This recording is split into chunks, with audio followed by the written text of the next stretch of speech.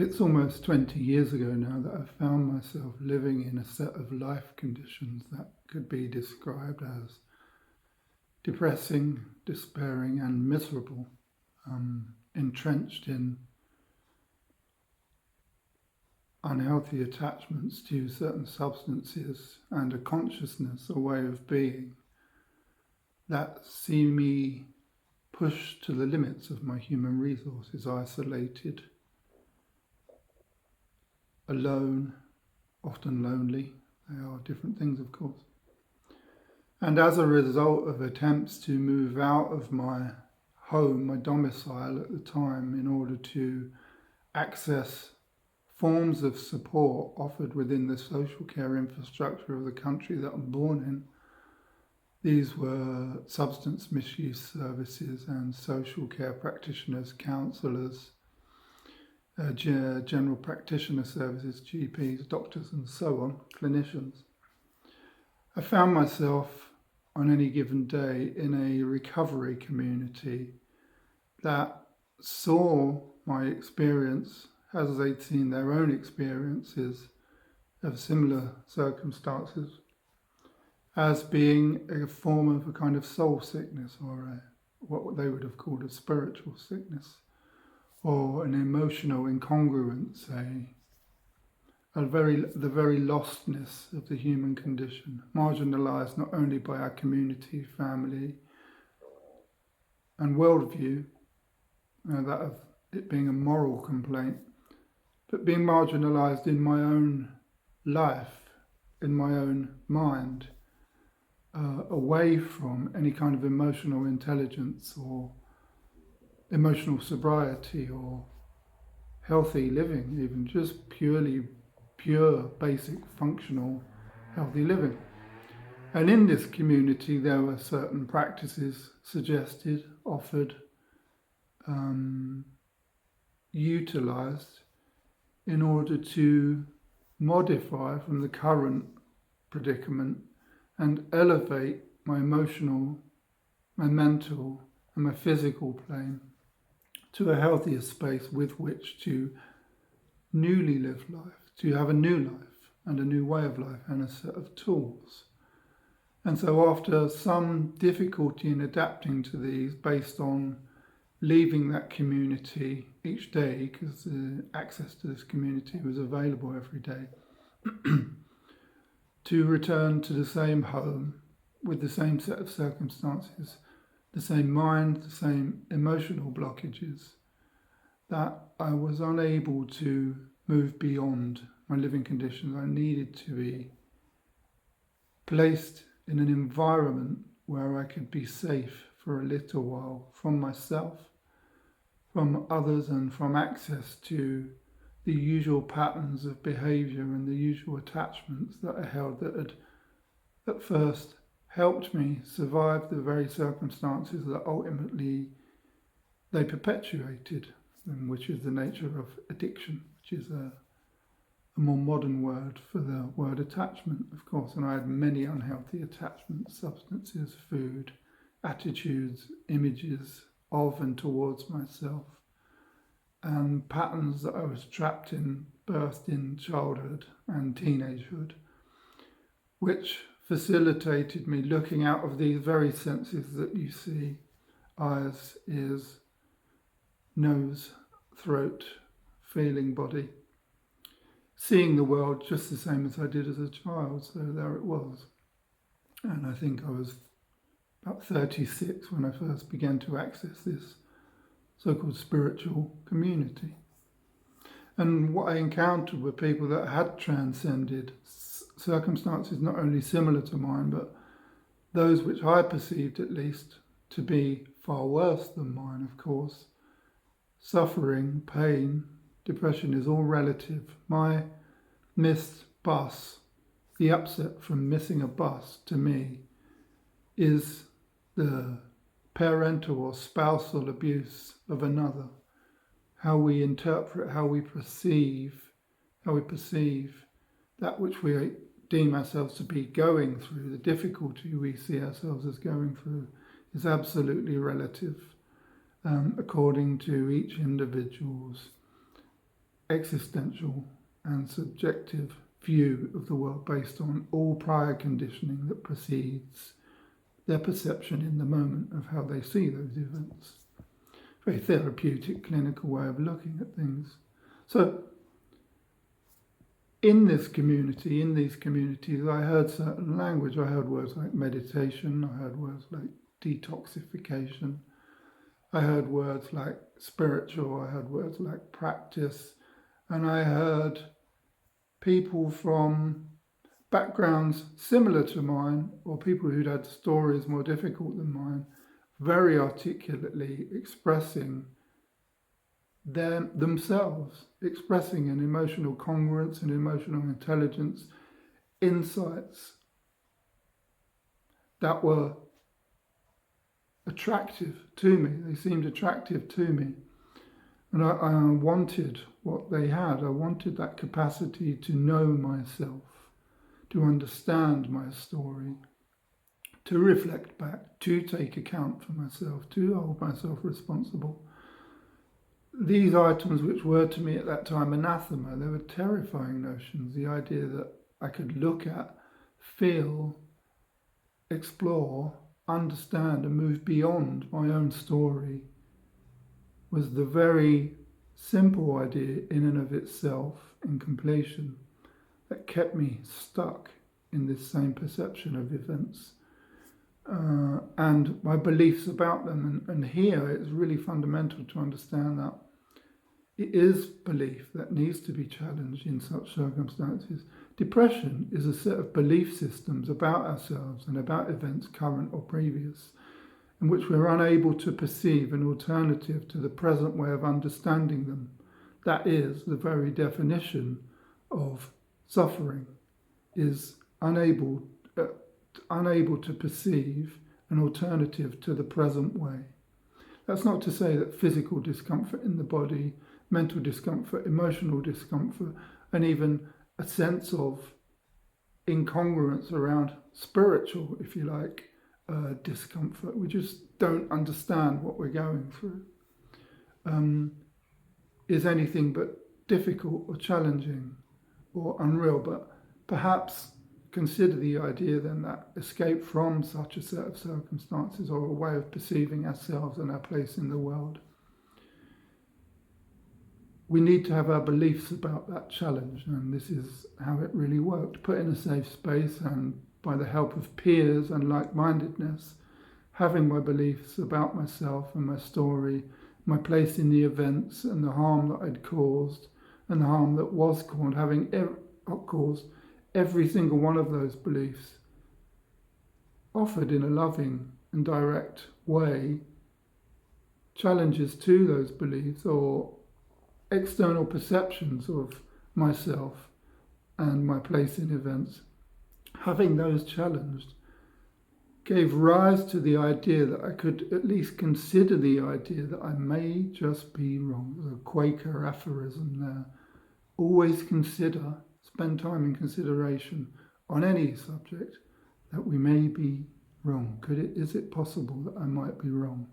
Really always worth checking that out. It's good stuff. Because there's always some element of untruth in our truth. None of us, not one of us, nobody has had, will have, does have, could have absolute truth. Truth in the absolute with a capital T, not a small t.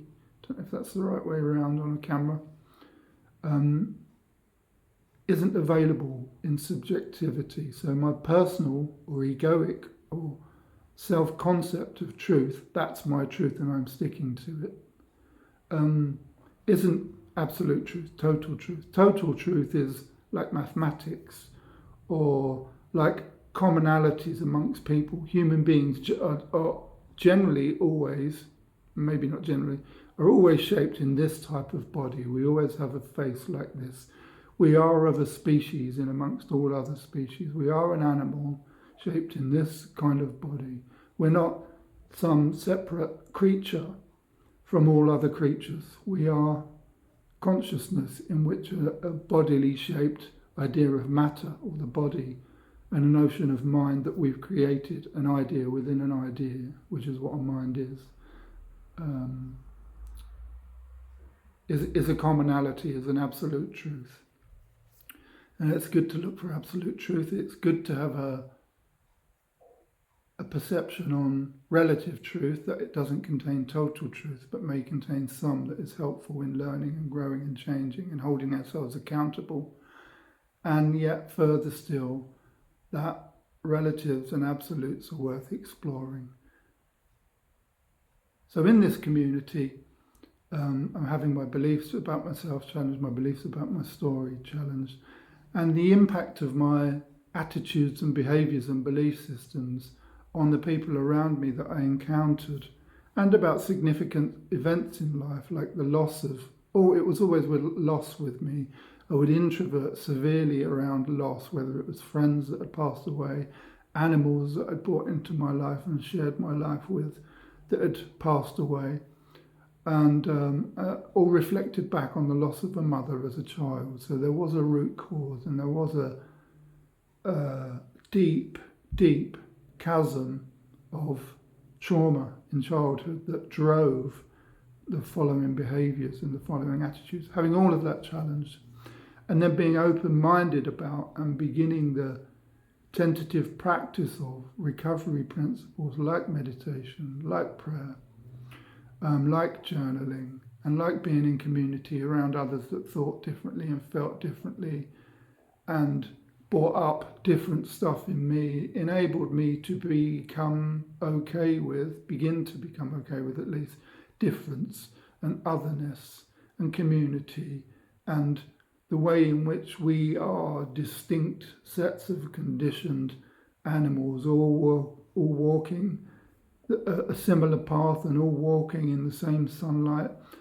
To use a religious phrase, God's rain falls on the just and the unjust. It's a great pointer towards a non-dual understanding of the human experience, that we are all experiencing the same inherent, wonderful, terrible, and beautiful nowness, just as we are.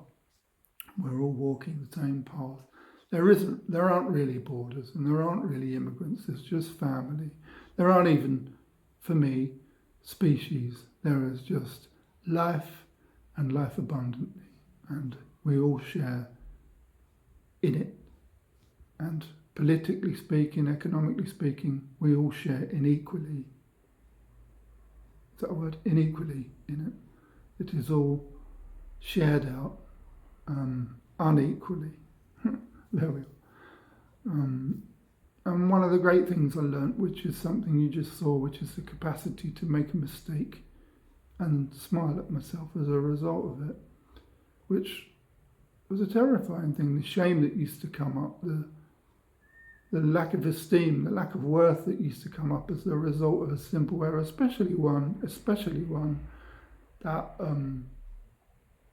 I would be sharing with publicly, and especially one that I would now readily post on social media, because the mistakes made and the capacity to laugh at myself or laugh at the mistake, to separate the behaviour from the person, is to be in a different mind, is a very clear indication beyond all these complicated words and struggling attempts to communicate something. Illustrates the capacity to just make a mistake and be okay with it, is very deep stuff in coming to terms with oneself and embodying a wholeness that is not the removal of difficulty, suffering, pain, discomfort, shame, remorse, regret, guilt, all of that challenging teaching that is part of the human movement, the human waltz, but is the embodiment of those things as being the yin or the yang of the yang and the yin. We reconcile our opposites, we reconcile our majesty, our divinity with our very humanness and our capacity to be small and be okay being small and being enough, whether we are small or whether we are large. So there's all of that. So I began to attend these group meetings, and I would come home each day to the same set of circumstances, the same external difficulties, the same internal turmoil, and the same methods for escaping that, usually around social security payment days.